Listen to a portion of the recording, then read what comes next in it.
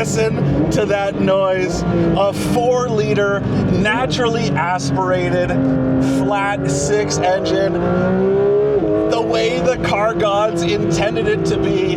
This, of course, is the 2025 Porsche 911 GT3, a car that's just as at home on the track as it is on the street. But of course, the track is really where it matters the most.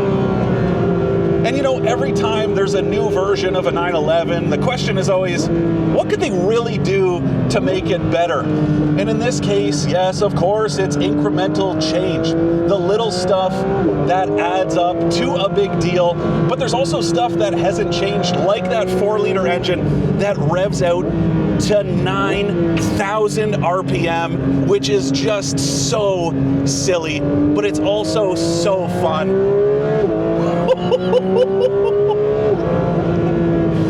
It is absolutely magical just listening to it, feeling it, and that's really what this car is all about, is the feel. There is so much of it. This steering is so incredible. This revised suspension setup is so good. Little changes have made it so much better. It's softer than the last GT3, but it's made such a difference in how this car feels, both on the road and on the track.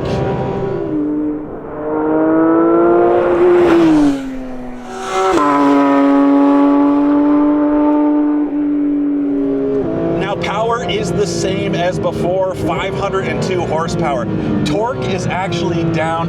That's what happens when you have to meet more stringent environmental and noise regulations. Part of it comes down to this new exhaust that has 4 catalytic converters. That's double the amount of the last car. And yeah, it's changed things a bit, but then Porsche has changed the way that this thing performs to match it. It's actually lowered the gear ratio for both the manual and dual clutch automatic transmissions to compensate for the reduction in torque, and it's made such a difference.